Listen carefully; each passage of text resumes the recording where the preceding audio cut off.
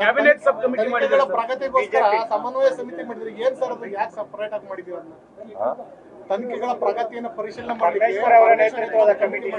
Cabinet sub committee ಮಾಡಿದ್ದೀವಿ. The chairmanship of home minister, ಅದರಲ್ಲಿ ಕೃಷ್ಣ ಬೈರೇಗೌಡ ಇದ್ದಾನೆ, ಪ್ರಿಯಾಂಕ್ ಖರ್ಗೆ ಇದ್ದಾನೆ, ಸಂತೋಷ್ ಲಾಡ್ ಇದ್ದಾನೆ. ಕಾರಣ ಯಾಕಪ್ಪ ಅಂತಂದ್ರೆ, ನಾನು ಉತ್ತರ ಕೊಡುವಾಗ ಹಿಂದಿನ ಸರ್ಕಾರದಲ್ಲಿ ಮಾಡಿದಂಥ ಹಗರಣಗಳು ಸುಮಾರು 21ಕ್ಕೂ ಹೆಚ್ಚು ಹಗರಣಗಳನ್ನು ಪ್ರಸ್ತಾಪ ಮಾಡಿದ್ದೆ.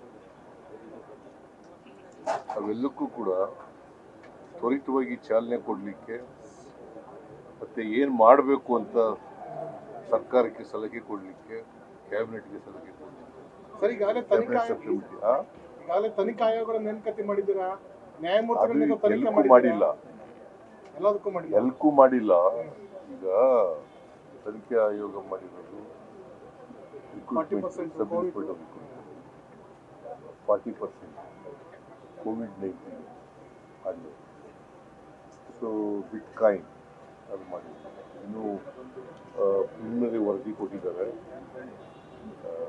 COVID-19. ಅದಕ್ಕೆ ಒಂದು ಅಧಿಕಾರಿಗಳು ಸಮಿತಿ ಮಾಡಿದ್ದೀವಿ. ಅವರು ಏನು ಮಾಡಬೇಕು ಅಂತ ಶಿಫಾರಸು ಮಾಡಿ ಕ್ಯಾಬಿನೆಟ್ ಕೊಡ್ತಾರೆ. ಅದಾದ್ಮೇಲೆ ಸರ್ ಈಗ ನೀವು ಈ ಕಮಿಟಿ ಮಾಡಿ 40% ಇನ್ನೂ ಕೊಟ್ಟಿಲ್ಲ, ಇನ್ನೂ ಆಗಿಲ್ಲ ಸರ್. ಈಗ ಈ ಕಮಿಟಿ ಮಾಡಿ ಇವರು ಏನು ವರದಿ ಕೊಡ್ತಾರೆ ಸರ್? ರಿವ್ಯೂ ಮಾಡ್ತಾರೆ. ಸಬ್ ಕಮಿಟಿ ಏನು ರಿವ್ಯೂ ಮಾಡ್ತಾರೆ? ಈಗ ಯಾವ್ಯಾವ ಕೇಸ್ನಲ್ಲಿ ಯಾವ್ಯಾವ ಹಂತದಲ್ಲಿ ಇದ್ದಾವೆ ಅಂತ ನಾನು ನೋಡ್ಬೇಕು. ತನಿಖೆ ಯಾವ್ಯಾವ ಹಂತದಲ್ಲಿ ಇದ್ದಾವೆ, ಬೇರೆ ಈಗ ಮಾಡದೇ ಇದ್ರೆ ಯಾಕೆ ಮಾಡಿಲ್ಲ, ಮಾಡಬೇಕಾಗಿದೆ, ಇವನ್ನೆಲ್ಲ ನೋಡಲಿಕ್ಕೆ ಒಂದು ಕಮಿಟಿ ಮಾಡಿ ಮತ್ತೆ ಶಿಫಾರಸು ಮಾಡಲಿಕ್ಕೆ ಒಂದು ಮಾಡ್ತಾ ಇದ್ದೀವಿ. ಮತ್ತೆ ಇಲ್ಲೇ ಇರಪ್ಪ, ನೀನು ನಾನು ಹೇಳಕ್ಕೂ ಮುಂಚಿತ ಏನೇ ಪ್ರಶ್ನೆಗಳು ಕೇಳಿದ್ರೆ ಹೇಳಿ.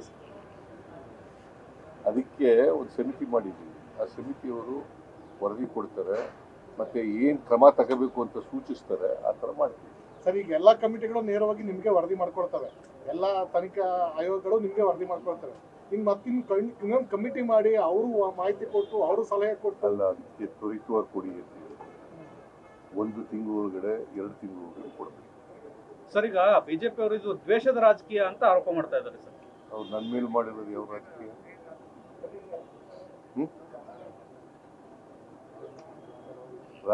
ದ್ವೇಷದ ರಾಜಕೀಯ ಮಾಡಕ್ ಹೋಗಲ್ಲ ನಾವು.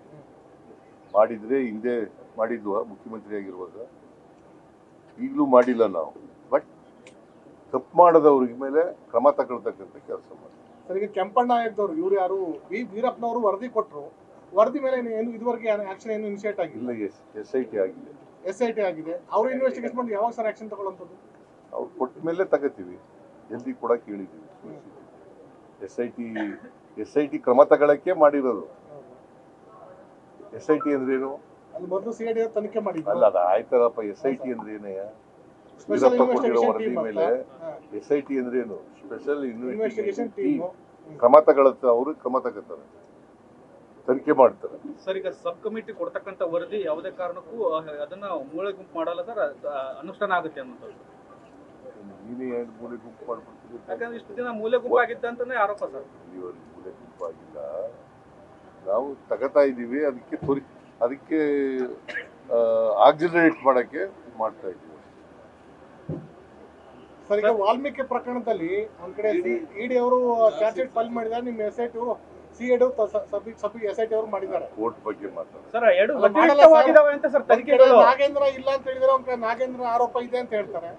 ಯಾವ್ದು ಸತ್ಯ ಸರ್? ಯಾವ ತನಿಖೆ ಏಜೆನ್ಸಿ ಸತ್ಯ ಹೇಳಿದ್ರೆ ಯಾವ ತನಿಖೆ ಏಜೆನ್ಸಿ ಸುಳ್ಳು ಹೇಳ್ತಿದ್ದಾಗಿದ್ರೆ? ಸರ್, ಎರಡು ವ್ಯತಿರಿಕ್ತವಾಗಿದಾವೆ ತನಿಖೆಗಳು ಅಂತ ಸರ್. ಹೇಳಪ್ಪ, ED ಅವರು ಮಾಡಿದ್ದಾರೆ, ತನಿಖೆ ಮಾಡಿ ಅವರು ಚಾರ್ಜ್ ಶೀಟ್ ಹಾಕಿದ್ದಾರೆ. ಆಮೇಲೆ SIT ಅವರು ತನಿಖೆ ಮಾಡಿ ಚಾರ್ಜ್ ಶೀಟ್ ಹಾಕಿದ್ದಾರೆ. ಅಲ್ಟಿಮೇಟ್ಲಿ ಡಿಸಿಷನ್ ತಗೊಳ್ಳೋರು ಯಾರು? ಕೋರ್ಟ್ನವರು. ಅವ್ರು ಏನ್ ತಗೋತಾರೆ ನೋಡಿ. ಹಂಗ ನಿಮ್ ತನಿಖೆ ಏಜೆನ್ಸಿ ತನಿಖೆ ಮಾಡೋರು ಸುಳ್ಳು ಅಂತಾರ. ED ಅವ್ರು ತನಿಖೆ ಮಾಡೋದು ಹಂಗಿದ್ರೆ ನಾಗೇಂದ್ರ ಕಿಂಗ್ ಪಿನ್ ಅಂತ ಅವ್ರು ಹೇಳ್ತಾರೆ. ನಿಮ್ ಏಜೆನ್ಸಿ ಅವರು ಇಲ್ಲ. ಈ ಲಾಯರ್ ನಾನ್ ಲಾಯರ್ ಅಲ್ಲ ಸರ್. ಮತ್ತೆ ಅಲ್ಲ, ತನಿಖೆ ಹೇಳಪ್ಪ ವರದಿ ಹೇಳ್ತಾರೆ, ಇಲ್ಲಿ ವರದಿಲಿ ಕೇಳ್ರಿ ಇರುವಂತ ಇಲ್ಲಿ ಆರೋಪಗಳು. ಸುಮ್ಮನೆ ಮಾತಾಡೋದು ಕೇಳಿ ಏಳ ಗಂಟೆ ಕೇಳಬೇಕು. ಕೋರ್ಟ್ನಲ್ಲಿ ಅದು ಸಾಬೀತಾಗುತ್ತೆ ಇಲ್ವೋ ಅಂತ ಅಲಿಗೇಷನ್ ಎವಿಡೆನ್ಸ್ ಕಲೆಕ್ಟ್ ಮಾಡಿದ್ದಾರೆ. ಇನ್ವೆಸ್ಟಿಗೇಷನ್ ಅಂದ್ರೆ ಎಲಿಗೇಷನ್ ಎವಿಡೆನ್ಸ್ ಕಲೆಕ್ಟ್ ಮಾಡಿದ್ದಾರೆ, ಚಾರ್ಜ್ ಶೀಟ್ ಹಾಕಿದ್ದಾರೆ. ಅದು ಸರಿನೋ ತಪ್ಪು ಅಂತ ಹೇಳೋರು ಯಾರು? ಕೋರ್ಟ್ನವರು. ಮತ್ತೆ ಅದು ಹೇಳಕ್ಕೂ ಮುಂಚೆ investigation it is investigation subject to proof. ಹೌದು. Court has to decide BJP what type of punishment has to give. ರಕ್ಷಿಸುವಂತ ಕೆಲಸ ಆಗಿದೆ.